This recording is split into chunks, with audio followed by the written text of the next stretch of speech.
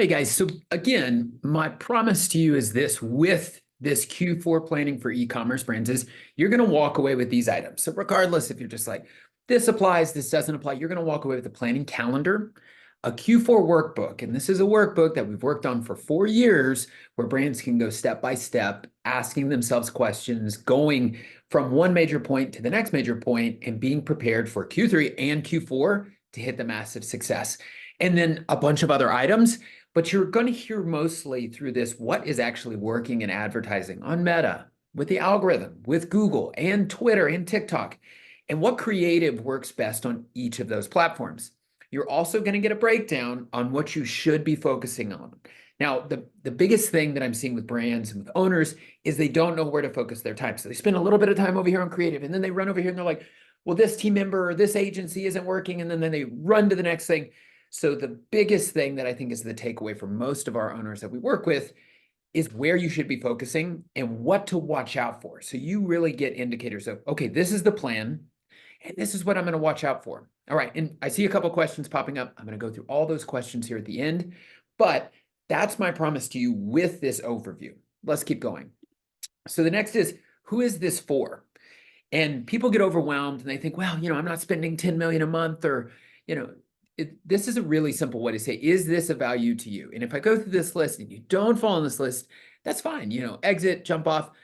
But if you are on this list, I would highly encourage you to say, let me at least walk away with all of these tangible deliverables for myself, for a team member, so I know where to focus and what to prepare for Q3 and Q4. So, all right, first of all, e-commerce owners, right? If you're actively advertising on Meta and Google, this is 100% for you. If you run promotions during Q4, let's say you're a heavy organic, heavy influencer and you run promotions, this is also for you. And if you have product-based sales, like if you have product-based sales and you are actively hitting any one of those three, this is going to be of high value for you. Next is course-based brands, right? So people get blended on, e-commerce or course-based. If you're actively advertising, you have a course or an offering, this is also going to be very important for you, especially on areas to avoid. Next is B2B brands. So B2B, everyone gets really confused with B2B. If you're advertising in a B2B offering, let's say you do leads to sales and there's a sales team crossover, one, knowing where to avoid, but two, also knowing when is the major buying season. Because if you're going to go up and you're compete against the best during Q4, you want to know maybe when to go left when the rest of the consumers are going right. So these are really the individuals, the owners, the A players, the lead team members. If you fall into those three categories, this is for you. But I will say, here's the biggest caveat. This is mostly beneficial for brands doing over $1 million in annual revenue. Now, again, if you're a Canadian-based brand, which I know we have several, or you're international-based brand, that's fine. Find the equivalent to USD, $1 million annually. You'll find the most benefit. And also, you will also find the most benefit if you're spending over $10,000 a month, whichever platform, cross-platform, because a lot of what applies here and a lot of the brands that we're pulling and generating this for are over those thresholds. Some significantly over those thresholds, but a lot of them are there. So you're going to find the most benefit for this. So that's who this is for. All right, next, let's keep going. I'd like to just share a little bit of background and self. I am not all right, Gary V, like I love Gary V. He's got great content, but, theory and practicality, or, are you on the back? Are you in the background making the decisions for the strategy of these brands? And that is where you're going to find myself and my team. So I'll just give you a couple quick notes on myself. So we have 73 active e-commerce brands. Of course, we have some course-based brands and B2B brands, but all of them are doing between $1 million and $100 million annual revenue.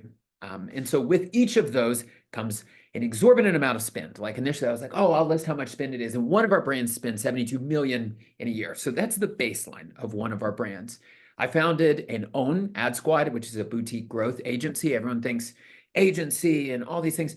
We're boutique. We're not desperate for clients. We work with clients that really want to scale, and we look at strategically their whole business to scale. So I founded Ad Squad. And in terms of advertising, this is just some ballpark numbers. 20% of our brands spend over $1 million a month, right? And 40% of all of our brands spend over $100K a month. Now, there is the wide range in the 60%, but all of them at a baseline are spending over 10 grand a month. Majority of them fall between 20 to 50.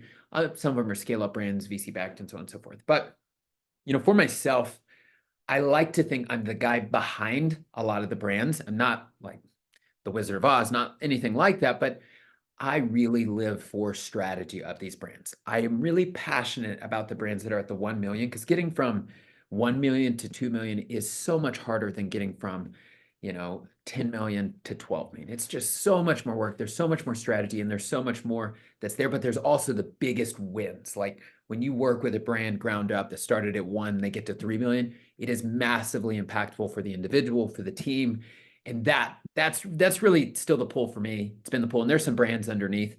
And then, beyond that, it's not just me. I take a lot of the credit, or I get given a lot of the credit, but it really is, a team of strategists that have been in this space collectively for over like 60 years in e-commerce.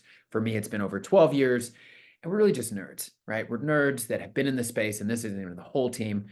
And we really are passionate about this. And so as our passion has increased, we keep getting asked to produce more value for the brands. So with that, I want to give you value in this. So let's talk a little bit more about what we're going to cover in the next 30 minutes.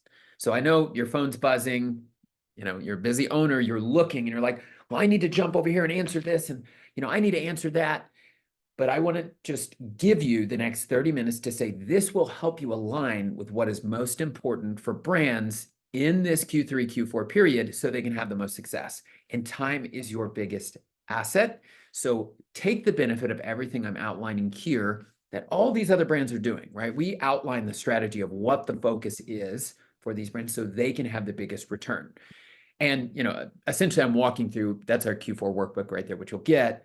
We're walking you through this, right? And so at the beginning, we're going to cover Q3 and Q4 planning. It's going to be trends and lessons. I know no one wants to go back and look at history, but it tends to repeat itself, especially with advertising, although algorithms may change, focus may change, mediums may change. A lot of the trends of your consumers, you need to go back and look, especially when you're in an election year and there's all these things in the air. And so we're going to cover that as well as algorithm evolution. So the algorithm, especially with the rise of AI, is evolving faster, right? And so if you don't spend every day looking at this, we do, there may be some really helpful things in there for you that you can help angle your brand to have the biggest bang for your buck. Next is creative framework and testing. So I cannot stress this enough. Creative is probably, we call it a three-legged stool. If you don't have strong creative frameworks, you're going to fall over. It's one whole leg of the stool. The next is your product, and then the next is, of course, implementation. So how do creative and framework testing, how does it work in 2024, and which platforms and approaches work best, right? And so you're going to have to do a little bit of unprogramming that you learned, let's say in 2019, 2020, and 21, and you're going to have to reprogram a lot of understanding for creative frameworks. We're going to cover that. Why? It is probably a topic we bring up once a week to every single brand that we work with. Next is month-by-month planning. Somebody's, is all this, what happened in the past and frameworks, like that's great. What should I be doing this week? We're going to cover that. You're going to walk away with a calendar, and the calendar is going to say, all right, you're in August. What should you be covering? What should you be looking out for in prep for September? What should you be doing in the middle of September? And so we're going to go month by month, August through January. Really, it's just the Q5 period, which is that first, period after December into January. And then what to watch out for. A lot of this is going to be watch out for this indicator. Watch out for this, because there's going to be a lot of unpredictability, and we try our best to predict that. Next, and again, here it is, election period CPM. So I saw this in 2020. Didn't really see as much of it in 2016, but in 2020, we saw massive spikes. Like our CPMs, cost to reach our audiences, it was great. It was like $23. And then we watched, as soon as we got close to these periods, not counting Black Friday CPMs, you have political ads and Q3, Q4 ads of other brands. You'll see things go from $23 to $200 CPMs overnight. And if you're not watching it, you're going to burn all of your cash just to reach your audience when you should just turn things off. So we're going to cover that. And then we're really just going to bring it all together, right? What comprehensively for Q4 do you need to be prepared for? All right. So with that, let's keep going. All right. Next, this is a visual. And this visual for you is what we're going to cover. And so right here at the top is strategy and planning. You have to have a good grasp on strategy and planning so you can then begin to direct the ship with where you're going. And I love triangles, I love funnels, all that, so you'll see several. Next is creative direction, right? Understanding where and how you should be developing. And then optimization. How do you optimize your creative based on the winning frameworks? And then from there, we're going to go a little bit further. We're going to go into analytics and COGS understanding, and we call this plan A, plan B. You always have to have a plan B, but then you just push as hard as you can into plan A. That is both production, ads, spend, understanding with everything that you need to cover. And then last, of course, this is just multi-channel performance marketing, like broad, narrow. We're going to cover what kind of targeting we're seeing work best, and we're going to cover how do you achieve results with that kind of targeting. All right, so with that, that is a quick summary and what we're going to cover in the next 30 minutes. With that, let's jump in. No further ado, drum roll. Let's cover some trends. All right, so without being too much of a nerd here, I'm just going to go back and give you just a quick brief summary of digital advertising. Now, again, I've done billboards, I've done print. Digital advertising has been and will be my focus probably forever, So back in 2015, 2019, we call this the glorious period, right? Because we didn't know how good we had it. We just thought that's how it was. And then came 2020. In 2020, we saw a massive fall off like everyone did with, the pandemic hit, everything stopped. Then e-com boomed. Like we went from an average of like a 2 base return, like $1 in, $2 out, to a $6 in, $6 out. And it was glorious. Like for a while, it was glorious.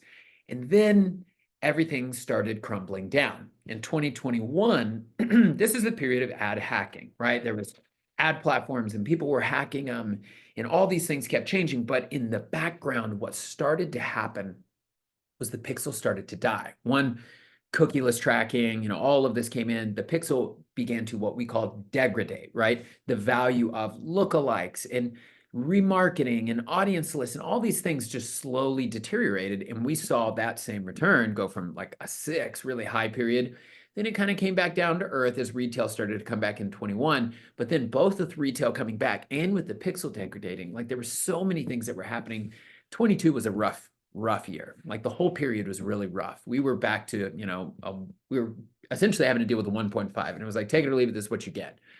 But from there, what we saw in 23, specifically Meta and Google, different algorithm, but same general trend, really took this broad is best method, right? Go broad, go broad, go broad. And what we didn't know then and what we do know now is essentially they were feeding the algorithm to be better, smarter, faster than your hard data, better than the data that you could select, target, find. They basically could tell you, all right, here's your consumer based on, a certain amount of spend, certain amount of threshold. And so they were growing the algorithm for where we are today. Now, it wasn't as effective then, right? Not till the end of 23 to really begin to see the benefit of broad is best. And like everyone started targeting super broad. But in the beginning, when they started telling us that, it's like they were having us pay for their learning machine on the back end. So instead of everyone saying, well, my pixel and my data is great, we essentially began to work with a collective of non-individual. I didn't have to store someone's data. We just worked with the collective of what the pixel could produce. Now, why is this important? Because what happened here in 23 heavily dictates success of what we're seeing in 24 now. And so this is going to be the most important for you. As you look at 24, as you look at the algorithm, if you don't understand the trend of how things are adapting, then you can't leverage the benefits of this. If you are still doing old school marketing where you're like, I've got a cold audience at top of funnel and I'm in a perfect, like it doesn't work like that anymore. The algorithm now is probably 10 times more effective than your manual-based targeting. Now, again, I'll say that with a caveat. We still do leverage three-legged stool targeting where we're going to bring over data. We're going to bring over sampling, testing, and interest-based. But the algorithm, when it's fed enough creative, that car moves. And so if you think of the algorithm as the vehicle that's going to get you there, your creative is the fuel. It didn't always used to be like that, but now, given all the trends, given where AI is, and given where both Meta and Google have invested, the algorithm in and of itself needs creative. And if you're creating, let's say, 1 to 5 pieces of creative in a month, you've given yourself just a little bit of gas. And so if you begin to think about the algorithm as the vehicle that will get you there, creative's the fuel. How much fuel do you want in your vehicle? How fast do you want to go? How quickly can you hit the gas? Now, of course, spend has a huge play in this, but creative is becoming the fuel where spend used to be the fuel, right? All right, so now with that, I want you to begin to step back and begin thinking through how are you viewing Meta, Google, how are you leaning into the algorithms? Because if you don't have this base understanding, you're going to have a really hard time this Q4. And you're going to be like, wait a minute, this audience and this one ad I have, we've seen this, $533,000 to spend in one ad, and it just stopped working, right? It doesn't work. And as things grow, you'll notice your CPM just keeps going up and up and up and up. You're like, I don't understand. It's because your customer base has gotten bored with that creative, right? Attention spans are shorter. The algorithm is better. It is rewarding those with better creative, better entertainment. And so if you are constantly seeing these CPMs climb, it's probably you don't have enough fuel in the car, right? You're running out of gas. All right, so with that, I want you to take that base knowledge into what we're going to cover next. And this is most important to understand because if you don't understand this, it's going to get difficult. Now let's keep going. Let's move into what is creative frameworking. Because if the algorithm feeds, right, it feeds on creative, how are you creating a framework? What is a framework? Let's switch gears and let's cover a framework next. I'm sure I have this up. Oh, it's right here. Anyhow, all right, here's a framework. And I'm going to step into it really simply. So how you are developing creative starts first, not with the top of funnel, but with how users are engaging with creative now. It used to be cold. And, for manner of speaking, cold was just someone who never saw your brand before, right? They never saw it. No exposure. So I want you to change gears a little bit because if you're thinking, oh, cold, no exposure, warm, engagement, hot, they bought before and they're buying back. That's all right, but that is very much tied to what was the old pixel tracking. You could just do a perfect drip. It's not like that now, just because the algorithm will essentially serve different people at different places. And odds are you have to change the type of creative that you're building for a different mindset. And so here's the mindset of frameworks that we're seeing most effective with our brands. Let me walk into them. So the first is at the top, awareness, right? And in awareness, you really are just making someone aware, hey, I exist. I like to say it's a relationship, right? If someone doesn't know you exist, they probably won't go on a date with you, right? They just won't. They don't know you. And so if you think of awareness ads, it's simply saying, hey, my name's Justin. Aware. Now you're aware of what my name is. And where we spend a lot of time typically isn't in awareness. We spend a lot of time just direct on conversion. And so most people spend the majority of their money, and you should, in developing frameworks for problem solution, right? And everyone that buys a product is buying something to solve either a problem or a solution for something that they want, right? And just that's the simplest way I can make it seem. And so when you're looking to problem solution frameworks, the biggest trend is in user-generated content, right? Everyone knows UGC, and I'll just scroll over a little bit so you can see this. Here is a brand with UGC, right? What are they doing? They're creating content highly consumable, right? And it's consumable mostly with UGC because this isn't a Kardashian or someone with a really big brand and everyone immediately recognizes. They're typically shaky phone, right? It's someone relatable so it doesn't stop the scroll on whatever platform they're on, right? TikTok, Instagram, doesn't matter, Meta.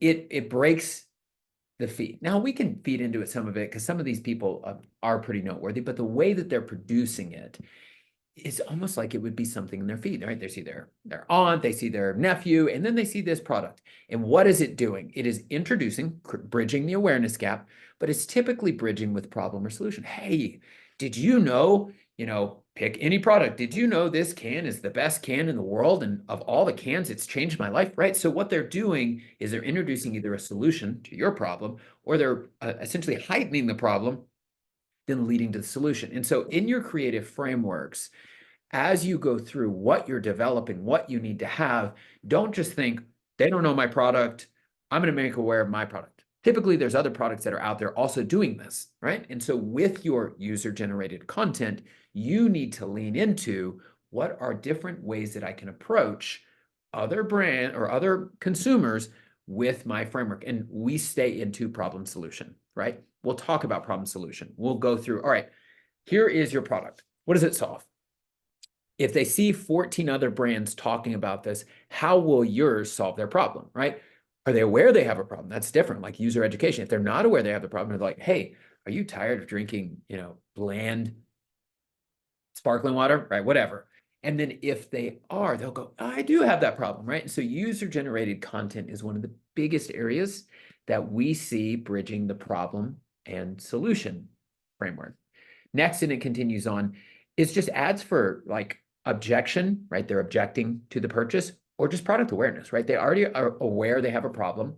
They already aware you have the solution, but maybe they have some objections, right? This is where we're beginning to see the catalog come back, right? Remember the catalog? Everyone used to run their catalog, DABA campaigns, which is dynamic advertising of just their products. We're seeing those come back, but we're also seeing them paired with highly effective statics that are simply saying, hey, we exist. We're the best sparkling water. Here's why, right? Here's why you can't, beat our sparkling water, comparison. But what that does is it allows you to then talk to someone at different stages, feeding the algorithm with different tools in the tool belt, right? So go back to the algorithm we just covered.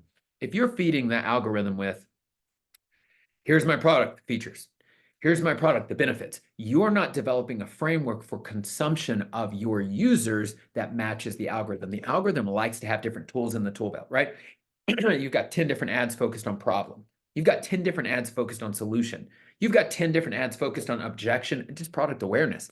Now the algorithm is beginning to say, okay, here's what really works. We're going to use this ad with this variant ad copy, with this ad with this variant ad copy, and we're going to begin to address all of these consumers with this. And if you launch 30, you'll probably have a hit rate of like 20%, right? So you got 30, you got 6 ads that are working. Those 6 ads now are being used by the algorithm at multiple places to multiple consumers to begin to move it down. If you're just launching 3 and they're all feature benefit, your chances of success are very, very low. And if you notice, like feature benefit, you can have some of that down there in product awareness, but there's a lot of frameworking that you have to do to get to that. Now, I could literally spend an hour on frameworks, but I want to scratch that understanding and just create that urge for you to say, okay, frameworks, I need to focus on frameworks because we're going to cover the timeline and the calendar after this. And then I'm going to give you a workbook. Like it's a UGC workbook because most people struggle with that and understand what is the framework, how to develop it, what's the intro, what's the script, how long is it? Like there's so many questions that we work through with brands, and we've developed a base framework to say this is what it needs to be. Go produce. And then of course there's tools and teams and partners and things that you can do, but you have to have a base understanding first. So first of all, this is a creative framework that you are going to use. And if you're not using it, you're going to struggle because all of our brands are using it and we're winning with it. So, all right, now back over here to this. As you're looking at creative frameworks, this is the most helpful thing. One, you need to be able to take your best frameworks, right? And you're going to learn how to develop a framework after this. It's in a swipe file you're going to get at the end. You're going to take your best frameworks. Then you're going to go and you're going to use what I'm giving you to steal from the current best frameworks from brands that are spending, $1 million, $6 million, 50,000, 25,000, and what's working from theirs. And then you're going to do Venn diagram here. You're going to blend and you're going to create somewhere in the middle, taking a lot of what your frameworks are that work and what's currently out there that's working best, and you create in the middle. Why? Because the more you iterate on what works, overlay with what's working for other brands, the more you find more of what the algorithm loves, right? And there's a million things we could go into, like show a face, reselling to a female, show a face, introduction, breakdown. Like there's a lot of things that you could do. You're going to blend and create in the middle. All right. We've begun to discuss the algorithm. We've discussed creative frameworking. Let's keep going. Let's jump into, drum roll, month-by-month planning. This is a calendar, and it's an editable Google Sheets calendar that you're going to get, and you're going to get all of our notes, right? You're going to get what periods we look out for. What are we looking for in each month? What are we planning for in each month? And so with that, let's get to the calendar. All right, I'm going to zoom in a little bit because I have glasses and need to see a little bit closer. All right, so here's the critical items for 2024. This is what half of everybody just emails me, say, hey, can I just get a copy of the calendar? This is the calendar, right? But it does no good if you don't know what it is, or if you don't know what's being planned. So let's go through the high level notes. And some of this I've covered. creative matters more now than it ever did ever in advertising. Like it just matters more. You need to enter Q4 with distinct creative, right? Your best framework, go back to the blend. You need to enter Q4 with frameworks and development of creative that is consistent. If you do not enter Q4 with these things, you will not fail. You're just going to spend twice as much as you should. I don't want to say it other than that. And on our side, we manage a lot of spend. We don't want to spend more than we should. We want to spend enough. We want to win. And we want to double down what works, but we don't want to spend more than we should. And next, plan early and have a plan B, right? If you don't have those, you're going to enter what we call panic. And when you're panicking, everything, again, you're running around. You're like, wait, we're doing a 0.5 on all platforms. Turn everything off. And then you're chasing. And then also, oh, everyone else is winning. Turn everything on. You never win like that. I've been a part of several brands where their panic sets in and we just have to say, stop, give me the keys. You're panicking. And last is always build customer relationships. If you're not leaning into your customer, if you're not going broad, narrow, broad being who you're targeting, narrow being what you're delivering to who you're targeting, then you're really still, you're going to struggle. All right, so with that, here's the summary. August, creative and frameworks. With that, let's jump into August, and we're going to go week by week here, just so you can begin to extract all the value that's here. And then if it doesn't give you value, that's fine. Delete it, move on. All right, so first, here we are in August, and we're in August now. And we, used to plan in, September into October. This is election year, so everything moves up a month. So at the beginning of August, we started what is our creative testing period.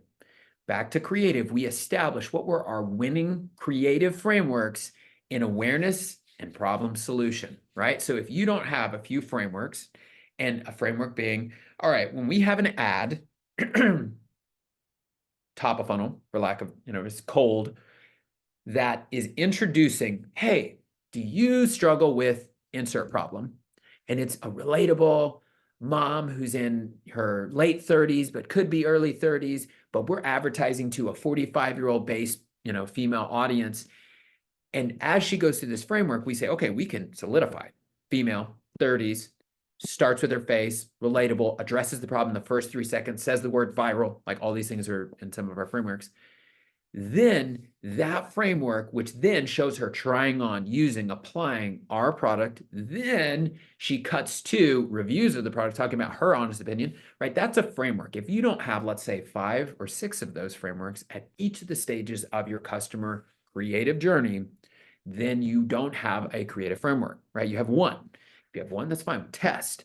But in August here, this is where your testing period is, right? Because our CPMs are never lower than they are in August, right? Everyone's coming back to school. Everything's low. There's not a big holiday. Then we move into the second week. Now, what's our DPA, right? What's our product? What's our objection? What's our awareness of our product ads? What are our sale winners, right? We're establishing those creative frameworks then. And then as we continue down through the month of August, we are leveraging as much planning as humanly possible in this period because our CPMs are low. We can test any promo we want to run in Black Friday. Now, no one's going to remember, right? Consumers don't remember from August to November. They don't. But I'm able to do my testing. And so what we do really in this like third week of August is we upgrade our sales funnel, right? And so what do I mean by that? We go back and we look at what was converting, what was the sales journey, right? Did they go add, collection, product, checkout?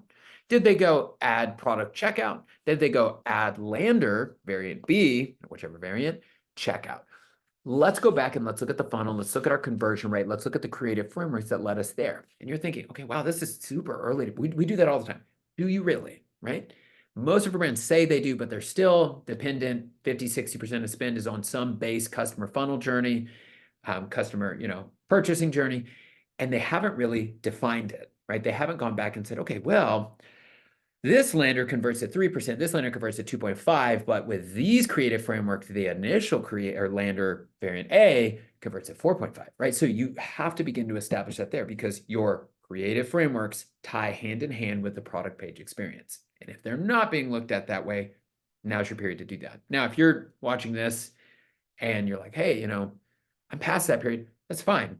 Allot a couple days to it. Designate each of these things to team members. And so some of our, for us, for our brands, we do all this. But for some brands, we would say, okay, here's what you're going to do. Creative framework testing. Do you have a CD, right? Do you have a creative lead? Yes, no. Check these off your list, right? And so I want you to look at this as an owner perspective, say, I'm going to assign this. This is going to get checked off the list. Next, and this is our fun early, we call it top of funnel, promo testing. What makes our users move? And it doesn't always have to be like percentage off, but typically in the product e-commerce space, there is, because we're going to offer that in Black Friday. And so we'll do a sample VIP test, and we will test essentially our Black Friday offer here, but not 50% off, it'll be 25% off. Does it make the needle move? Now, if you have years of data like a lot of our brands do, we can go back and say, okay, what works best? We have a 30% off, we have 50% off, we have 25%, we buy a BOGO, like we have all these offers, we cross compare, look at the numbers, and then we sample it now, because people are more price conscious now than ever. And so if you play with the pricing option, if you make a really irresistible offer, sample it to a VIP group or sample it to a cold top funnel audience that's not going to be exposed. Like, don't put 100 grand to spend on this. You would put like 5 grand, 10 grand, and get a sampling so you understand what is the best promo or offering you can offer. August is wonderful for that because no one's going to remember. The only thing you have is Labor Day sales, which that's it. Like Labor Day, we get some sales for it if you're an outdoors brand, if you are home decor, yeah, it's a rocking period. But if you're not that, it's a great time to run those tests. We run it over typically the second to last weekend in August before we get into Labor Day sales. So again, back over here, August, creative frameworks, most important thing. If you do know top of funnel testing, please exit August with your creative, like winners, and your frameworks for testing, because if you don't have that established, then when you begin to develop those or create a production process for those, you're starting and you're just grappling, you're just grabbing for straws, and you can't confidently come back and say, okay, here's my creative frameworks to win. Here's the creative frameworks that Justin gave me. Create out of this. I want to create out of the blend. If you don't have that solidified, August, I don't want to say it was a waste, but it's kind of a waste for what it could have been. Now let's go into September. All right, so September is going to be a bit of both. Normally we have September to really refine. We're diving into the personas and our creative that works best. And we just dive deeper and we run some promos and get a typical really high return. This September likely is going to look like this. We're going to run some final Q3 testing period, creative product blends, what's the product bundle, what's the blend, what's the offer. We're going to sample some of those into early September. Then we develop what is Plan A and Plan B. So now, and you'll also see in here, there's a presidential debate here, and likely, depending on the state you're in, you're going to have high CPMs. And so high CPMs are the beginning of what will come in October and November, where there's a lot of political ads. There's a lot of things that are being pushed into the space that are just driving up the cost. You're like, what is going on? There's a debate, right? There's something that's going on, and everyone's trying to get their ad dollar in front of their consumer, so to speak. All right, so here's Plan A and Plan B. For Plan A, you need to have mapped and developed your total anticipated revenue for the end of the year, your total spend. What is your AOV? Again, these are mostly prediction. What is the base AOV, which tells you what are the bundles you're going to be pushing, promoting, offering? And again, if you did this in August, at what promotion? Like, run the cogs here. And so for us, we'll say, all right, we've got a brand, they've got a I'll make it simple, $99 AOV, right? We're going to run $20 off. Our COGS are 25%. So let's see our net base profit at X, right? We need to achieve total return of a 3 for dollar in, dollar out, whatever attributed mapping you're doing. Then you can step back and say, this is our Plan A.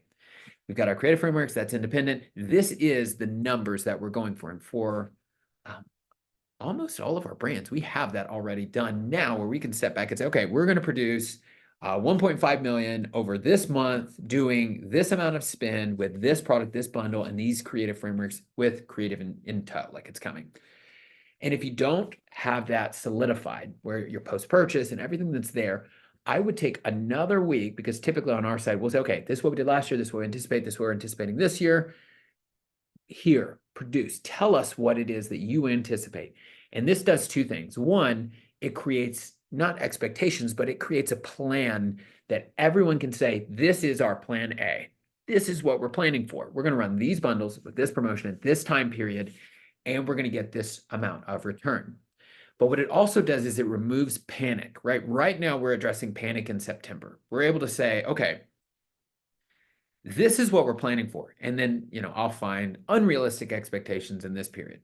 So many times everyone's going to be like, well, we're going to get a 1.5 return all platforms until October. And then in October, we're going to get a 6. And then November, we're going to get a 12, right? You see these unrealistic numbers, and it allows everyone to work it back with a calculator and say, no, I don't think that's going to be reality. I think it's going to look something like this. And then it lets us actually get to what is the true plan A. So if you're a panic spender, if you're someone that doesn't know and you're just hoping Q4 saves the day, hope doesn't work. Well, I mean, hope is a good thing, but planning outweighs hoping for success every time. But with every good plan A comes plan B. Happens every year, someone sells out. Someone's inventory doesn't get landed. There's a ship docked and all the products are sitting in some harbor somewhere and a bridge breaks. Like it happens, well, not a bridge breaks, but these things happen all the time. So with your plan B, you need to then address these problems. Logistics. Do you have enough products to hit that predicted plan A?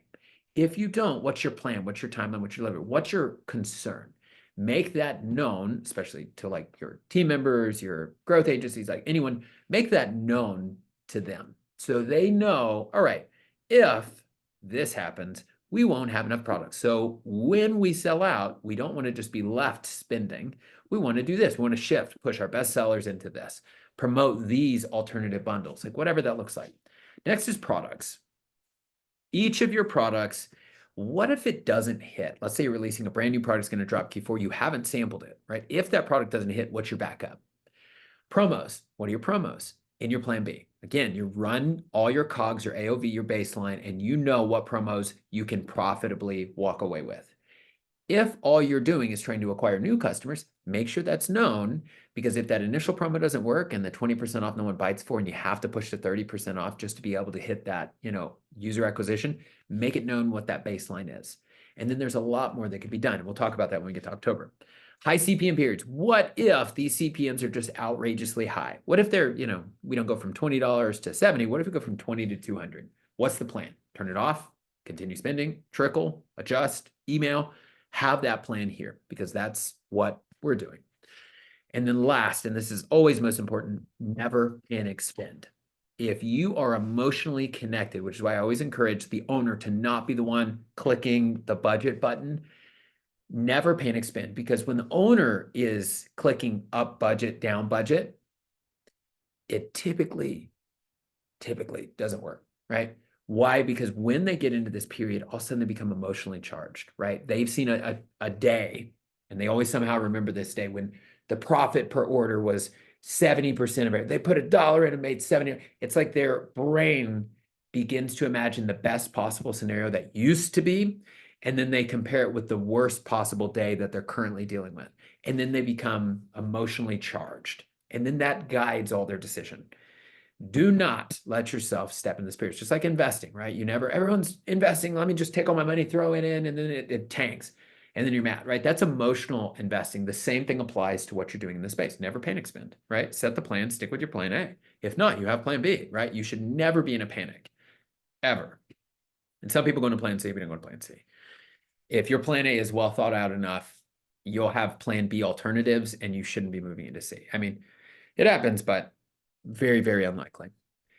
All right, back over here, Q3, Q4 timeline. So September, plan A, plan B. If you walk away with a plan A and a plan B for your breakdown, your products, your promos, your understanding of what is there, you are going to have a lot of success. It's really hard to fail if you really are truly looking at everything that's there and your numbers make sense. If your numbers don't ever make sense, then it's just going to exacerbate it. All right, October. This is, and I know we covered this earlier, this is a weird October. Why? So there's a few things that happen in October. First, there's Prime Day. Prime Day, what Amazon's done with their consumers is we call it like starting the engine, right? Most of the consumers go to sleep. Now, fortunately, Amazon jumpstarts, wakes up everybody with their Prime Day offers. And because they advertise like crazy and they're in everyone's homes and their boxes say Prime Day is this day, it creates a block in all the consumers' mind that their spending starts then. So you want to be wary, unless of course you have a crossover with like a lot of our brands where you're on Amazon and you benefit on both sides. If you don't have that, you need to be very cautious of Prime Day.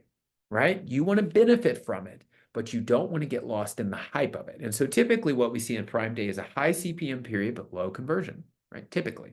Now, if your products aren't on Amazon, you don't have any knockoff competitors, you should be less worried. But if you do, in this period, you want to have a plan to say, okay, here's what we're going to do. Before we get to Prime Day in October, we're going to be doing lead gen campaigns like crazy. Why?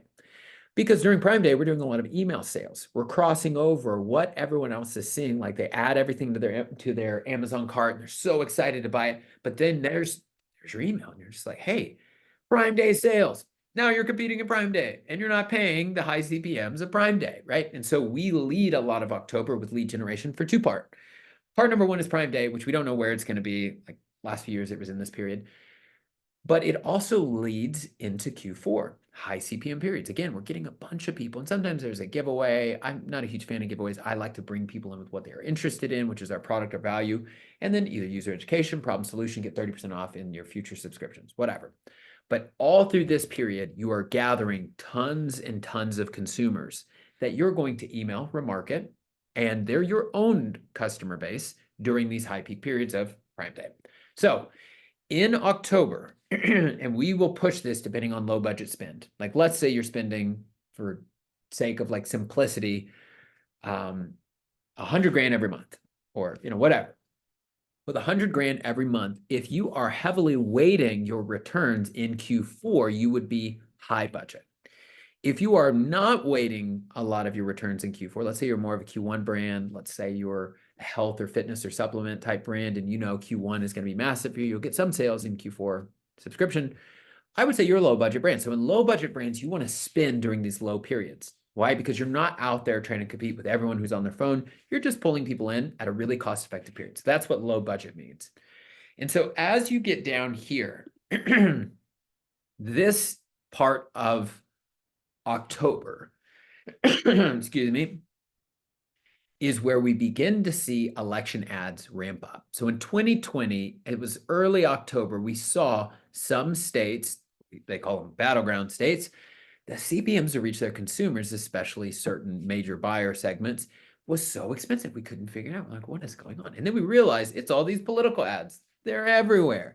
And they're driving up our costs just to reach or just to get in the feed of our consumer. That is CPM, right? Cost to reach your audience, cost per milli. And so with this period, if you are in a low budget spend, we would really anticipate you to begin spending and watching where you're winning in this first mid period of October. If you are winning in certain areas and losing in others, this is one of the only times where geographically you have to be creative at what your spend is. So we'll see bid cap, we'll see spend cap, we'll see all these caps be introduced in this period. We'll also typically want to know what states are spending the most, and we avoid that. And so we only want to scale where we're winning here. And it gets even crazier. As you get later in October, you enter what is the mid-high CPM period. And if you're not scaling where you're winning in this period, then you're typically losing in other periods and they're dragging down your base numbers. And this last part here, which typically we're in Halloween, we're doing our pre-sale. This is where your major election CPMs are, right? This period is where things are going to be at a peak, right? So keep the lights on, right? Don't turn everything off just for the sake of saying, oh, it's high CPMs. It could be bad. It could be good. You can still be winning and you can still be scaling where you're winning. So don't turn everything off, but you want to be the most conscious of this last period of October going into November. And in that last period, yes, there's Halloween sales. There's going to be all those things, but no one really puts tons of spend in the Halloween sales unless you're specific to that like audience. But what you typically find here is a lot of consumers are beginning to wait for early Prime Day sales, and you have election ads at the same time. So you have to get more creative with what you're doing in October. So what can you be doing in October if you are reserving your budget for this Black Friday period? What can you plan on? So one, your lead generation remarketing. Two, I would also look at reinvesting into high content engagement with low CPM, because the better your content is, the lower you're going to you're going to spend. And then I would continue spending, if it were me, all the way through this period, but I would have a very careful, we have like a budget calculator you'll get where you're reducing your budget here if the CPMs are climbing. And if you watch them continue to climb, you're steadily reducing your spend, right? Steadily. You're keeping your winners on. You don't want to turn the lights off because there's visibility, and visibility is important, but you're managing that with a conscious watch of your CPMs. And so once a week, we're going to do CPM check. We're going to do a pulse check. If they're 20, 40, 60, 80, that is the increment that I'm beginning to drop on my campaign so I can reserve it for further periods. Only basing this mostly on 2020. In 2020, it was ridiculous. My hunch is it's going to be ridiculous this year, just based on all of the media, all of where I'm seeing the most activity, which is Meta, Instagram, or Facebook, Instagram, Google, ads, TikTok. Like, it is everywhere now. And so if it's everywhere now, it's going to probably get more ridiculous once we get to October. All right, so back over here, almost done with the calendar. CPMs and election ads have a plan, right? Back to your plan A, plan B. What are you doing with each of those? How are you monitoring and watching this, right? So for us, we would inform us, all right, CPMs are climbing. We're going to reserve. We're going to change spend. We're going to do this. If you're not, come up with a plan specifically for you that works best for your CPMs and election ads. Now let's get to November. All right, so the long-awaited November. So a couple big things to note. One, the major election period is going to end November 5th. Well, usually with that, and we saw this in 2020, everything just falls off a cliff, right? The CPMs that once were high in some states just stop. I mean, we all know why, but they typically stop. And now here's what is likely to happen. So we saw this in 20. You have a huge base, like all of America, right? All the US. Half of that audience is excited, right? They won. Other half of America is not excited. They lost, right? And so there's two typical ways that we see buyer trends split from this. One, there's shopping therapy, where people are like, I'm going to distract myself. I'm going to go buy this. I'm going to do this. But there's always going to be a disgruntled base. And so be cautious of that with your creative frameworks, right? You do not want to essentially make your whole base angry just because you want to be trendy. I always encourage people to stay out of politics and products, right? Just don't do it, because what will happen is that disgruntled base will become activated towards your brand. You do not want that. One, you're dealing with high CPMs, so you want to entertain your audience, but two, you don't want to get aligned with any disgruntled party, because odds are 50% of your customer base are going to be affected. We say this for all of our brands. Again, to each their own. You're an owner, make your own decision, but on our side, it's just to sell your products, right? We just want to sell your products to the most amount of consumers to the best profitable rate. So then, with all that behind us, we move into what is pre-Black Friday. So if you have a low budget push, let's say Black Friday, Q4 isn't really your thing, you consistently make revenue, but you make a lot of money throughout the year, your Q1, Q2, whatever your brand is, we would encourage you to make your pre-Black Friday low budget push somewhere within this period. And so for us, again, back spending 100 grand a month, if we have a considerable offering, we would push it here for a low budget brand. Let's say we're a Q1, we're a supplement brand, whatever. People typically don't buy that in November. They're just eating out, they're having a party, they're having a great time. We would have a low budget push in this period. We would essentially say, hey, sign up for your subscription here, save 30%, start off, in the year on a high, start the year better than everyone else, whatever that period is. We would typically leverage that, and we like to run things at least for a 7-day period, sample size it, and that's where I bring my push in. Now, if I'm a mid-budget push, mid-budget means, we made a lot from it, but our highest peak period is comparable. I would begin to ramp up my spend here. Again, 100 grand. If I'm not doing a low budget push, I would do essentially like 10 down here, probably 30. And then in my mid-budget push, I would do probably either 30, 60, or all of what is remaining. So I get all of my returns back to my overall. What is my spend? What is my return? What is my amount? And I would ramp up spend. If I see my base return over the threshold for my plan A, I hit the gas, right? Because people at this period are really excited. They're buying, they're moving.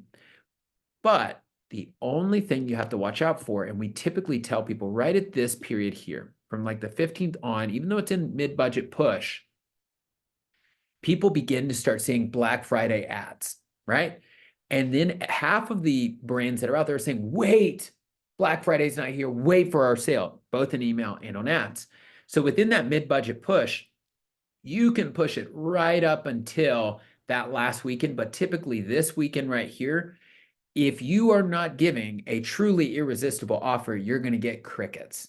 And so if you've been educating, creative framework, having an audience that really responds, again, we went back to August and we tested this promo, they really responded at this period, then you're going to get crickets. But if you have tested your audience, you know that promo is going to work and people have been seeing your ads, they're really engaged, they're excited, rock and roll. If you don't have that, you're going to get crickets just because everyone's waiting on Black Friday. So that's why we have mid-budget push within this. Now, high budget push. We've been seeing this year over year. Thanksgiving used to be like we saw all the sales at the end of the day. And then we saw the sales start at noon. And then we see all the Black Friday sales start like before Thanksgiving. And so typically with a lot of our bigger budget brands where we're ramping up our spend and we know this period is going to be here, we start spending on the 27th, Black Friday. We want people with their dollar before they go give it to everyone else to give it to us. And so we will release in advertising the Black Friday period typically on the 27th.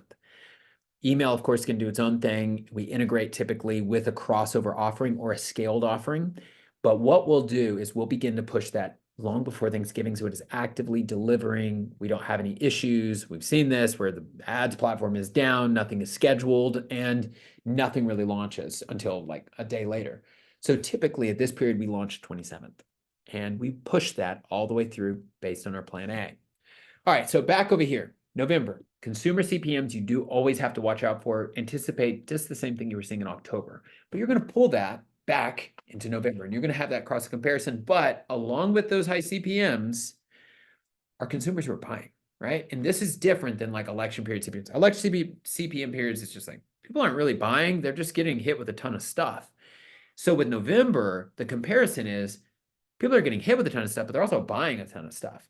And for most of our consumers year over year, although the CPMs rise, typically the CTR, the engagement, the crossover, if you have that proper funnel, easily outweighs not participating. And everyone's like, oh, does the algorithm still work? Yeah, 100%. Like Meta's had an increase in profit throughout 2024, Q1, Q2. They've had record gains. And you're saying, wait a minute, they have had record gains, but inflation and this and that. Yeah, people are still buying and they're still using Meta to make that buying decision. And they're still using those creative frameworks to make the better buying decision. You're saying, well, how is that possible? Well, first of all, the algorithm got way better. It knows who to deliver what ad to at what time. Like, I mean, you can almost just whisper, I'm looking for golf clubs, and then it's going to show up like instantly. Now, again, I'm not getting into the ethics of all of what, Facebook's been in a lot of trouble before, but whatever. The algorithm has got much more effective and it still works. All right, let's go into December. I know, I drink of water here. I know. All right, I see one or two comments pop up on my side. Yeah, we'll get to Q5. What is Q5? All right, December.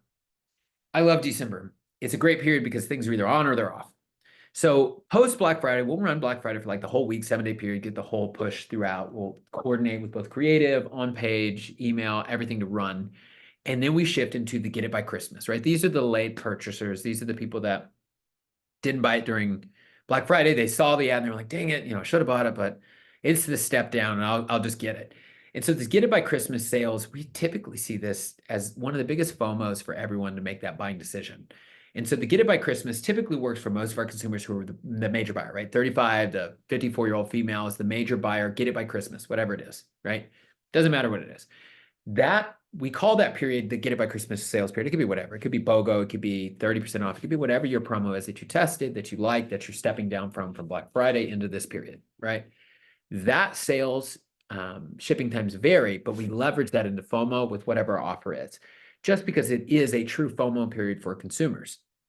Now, we will run that typically cross budget based on what our plan A is, all the way up until the dead zone. And the dead zone can be different. Amazon's really changed the game on dead zones where we get 2-day prime shipping. And so most often we can run that up to around the 21st. But by the time we get into this last period before Christmas, it goes quiet. And so we're not forcing things. We're not going to fight consumers who are all taking time just to wait on whatever it is that gets there. We're prepping because the majority of those buyers, right, the primary purchaser of everything online is, 35, 54-year-old females, and my bias, are waiting for the 26th. In this glorious, wonderful period, we have made some of the most money in this period because all those purchases that they were doing for everyone else that primary buyer is now buying for themselves. Why? Because they know they're going to have to be on a budget, their own inflicted budget, their own fitness plan, their own whatever they're setting, but it's not today, right? It is in January. And so when they are still in this holiday excited period, they're just like, yay, it was great. The kids got all their things, whatever. I feel amazing. I'm going to treat myself. We call it the treat yourself period, Q5. In this period, we are actively and aggressively pushing, especially if we saved budget from either October or high CPM periods, we shift it to Q5 because in this period, there's typically a lot of brands that don't have a plan A. They ran out of inventory. They sold out. They did such a great promo, whatever, they're done, right? Now, half of our brands are sold out by this period anyway, but the other half are not that we saved budget from. We shifted into Q5 and we aggressively pull down. And so typically what you'll find is the lowest CPM periods, super low, highly engaged consumers because they're still off, they're not back at work or whatever, they're still sitting around, their kids are all, playing with all their new toys.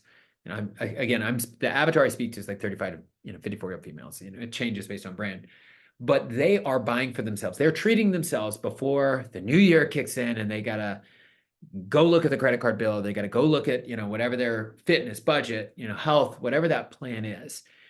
And they treat themselves. So in that period, we push really heavily mid to high budget pull down for the rest of the year, right? The rest of our calendar year, we're going to pull down a lot of money there. And we've, in this, 6-day period, we've made over $1 million for several brands just because all that engagement, all those emails, all that data, we fire and we win.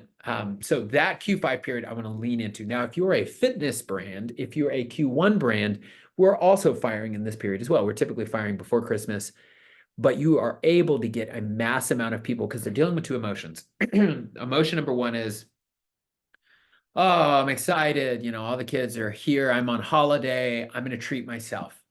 But right after they treat themselves, they are like, okay, they make that buying decision. They feel great about it. Then they have that buyer's remorse or the fitness remorse or the, whatever that remorse is that they need to do better or they need. And so if you're cognizant of that and your frameworks are acknowledging that, you can essentially step into the stream of where the general consumer conscious is and benefit from it.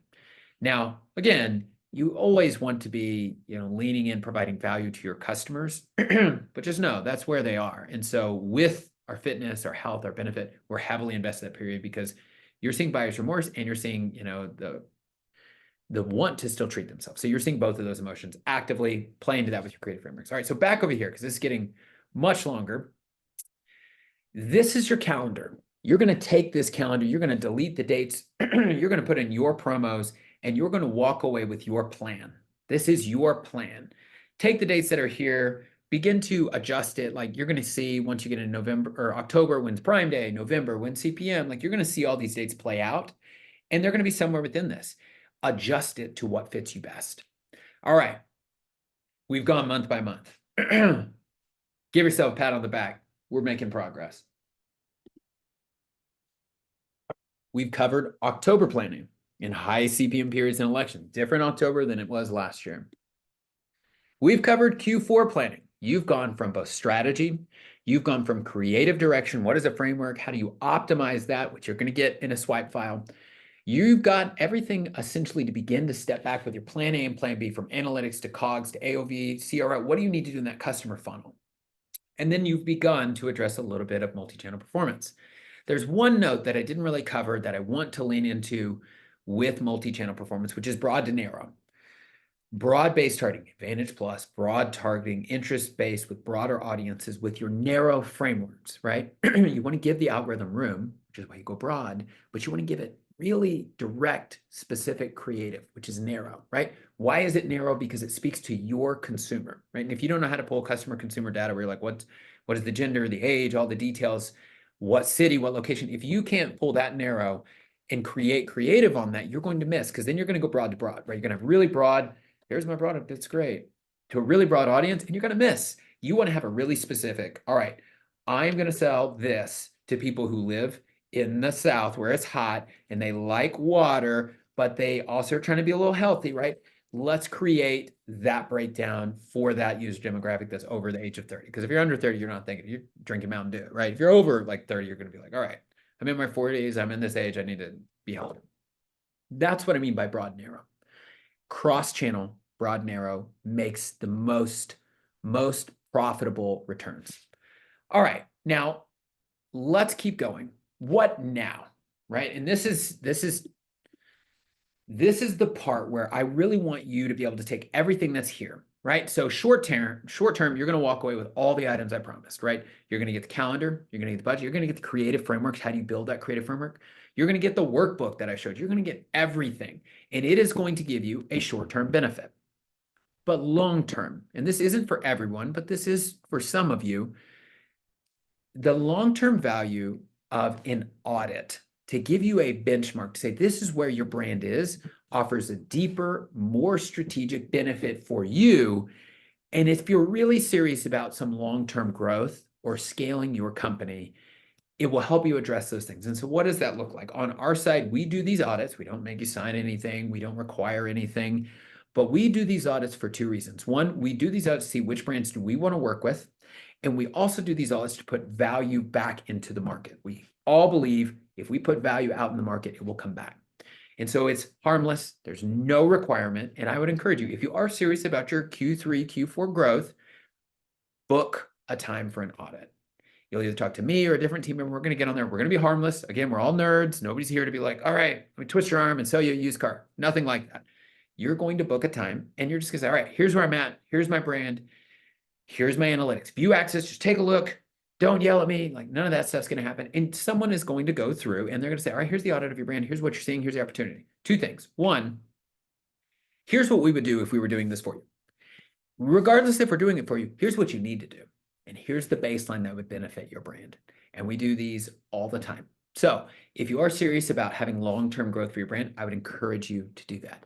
Either way, walk away with some of the short-term benefits, extract all the value you can from everything we've covered. And with that, if there's no other questions, well, the questions I see them, I will send a follow-up to each of you.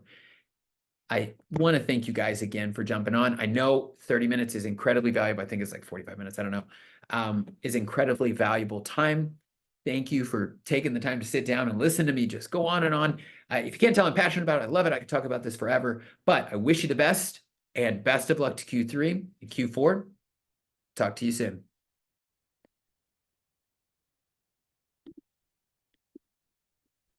Oh, I gotta stop. Yeah, I see it. I see. I gotta figure out how to stop recording. All right, there it goes.